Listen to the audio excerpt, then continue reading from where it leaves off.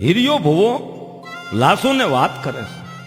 માતાજી આવ્યા હતા, આમ કીધું. દેવીના શબ્દ જાય નહીં. ઘણા વર્ષોના પછી તો વાણા વાયા. દિવસ ગણતા માસ ગયા, વર્ષે આંતરિયા, સૌરાત ભોલી સાઈબા નામે વિહરિયા. હો માતાજીના કહેવા પ્રમાણે ગામના હિમાળેથી લાખા વણઝારાની પોઠું નીકળે છે. આ બાજુ દેવી પારગરી ડોશીનું રૂપ લઈ હિરિયાની ગાયનું ધણ ચારે છે. રાંગણું બાવળું ધણ છે. જોજો જોજો માતાજી પોતાની વસ્તી માટે ધર્મ કેવું કષ્ટ વેઠે છે, અને દેવીને એની પ્રજા કેવી વાલી લાગે છે. હિરિયો એના ઘરે છે અને માતાજી ધણ સારે છે. એમાં લાખો વણઝારો હિમાળેથી નીકળ્યો. ગાયનું ધણ ડોશીમાં ચારે છે. એને જોઈને પૂછ્યું, એ માળી માં, આ ગાયુનું ધણ કોનું છે? હું લાખો વણઝારો.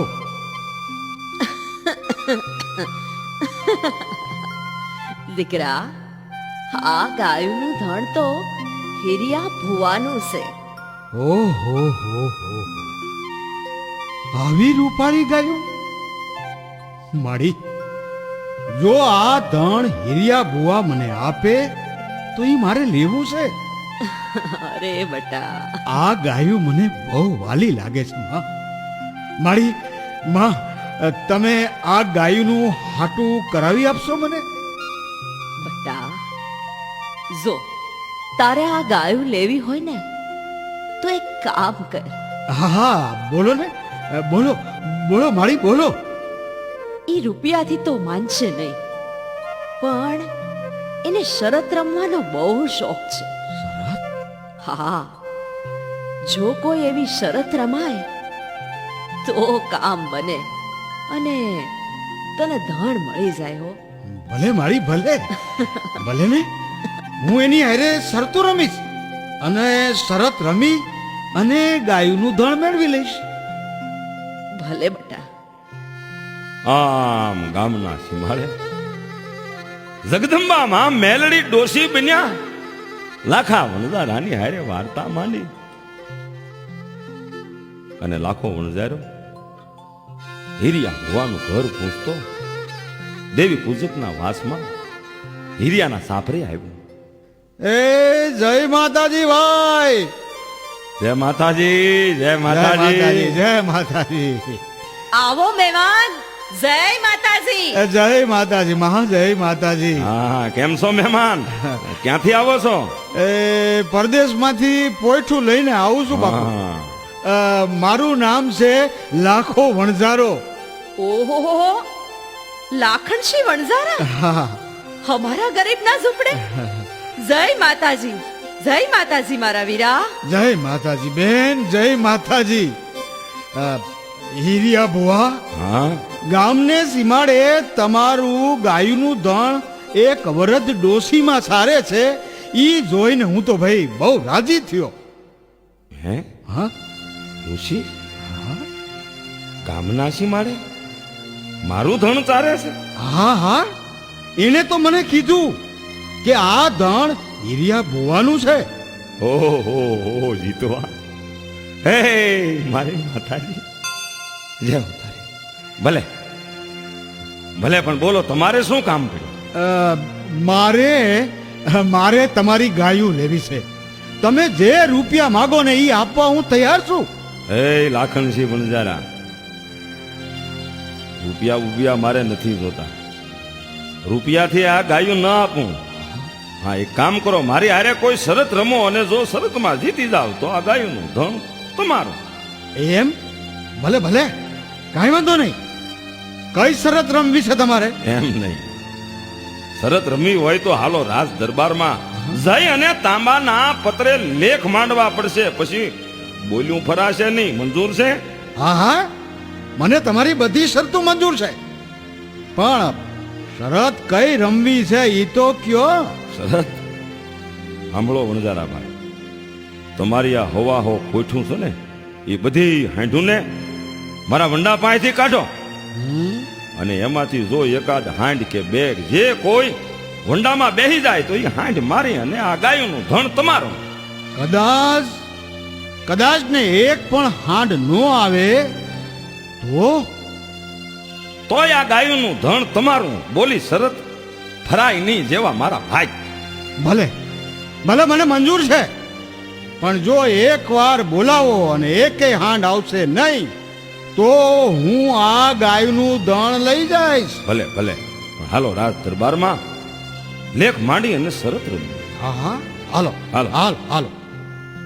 આમ લાખો વણઝારો હિરિયો ભૂવો રાજ દરબારમાં જઈ ત્રાંબાના પત્રે પાકા લેખ મંડાણા અને શરત રમાણી હિરિયા ભુવાએ હાંઢુને હાથ કર્યો. એક પછી એક, એક પછી એક, એક પછી એક હાંઢ વંડા પાસેથી નીકળતી જાય, પણ એક કોઠમાં હાચા હીરા, મોતી, માણેક, પરવાળા, સોના, ચાંદી, અઢળક સંપત્તિ ભરેલી એ હાંઢને ડબલ દોરડાથી બાંધેલી છતાં માં મેલડીના પ્રતાપે એ જ હાંઢ એક વંડામાં આવી અને બેહી. હાંઢના તેજનું કોઈ માપ નથી. હિરિયો ભૂવો રાજી થઈ ગયો. જય હો મારી દેવી, જય હો માતા પારખરી, તારી જય હો માં, જય હો તારી.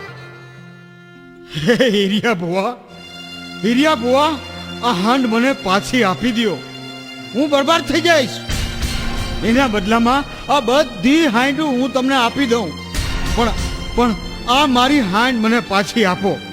દયા કરો હિરિયા બુઆ, દયા કરો. લાખણસિંહ વણઝારા એ તો નહીં બને.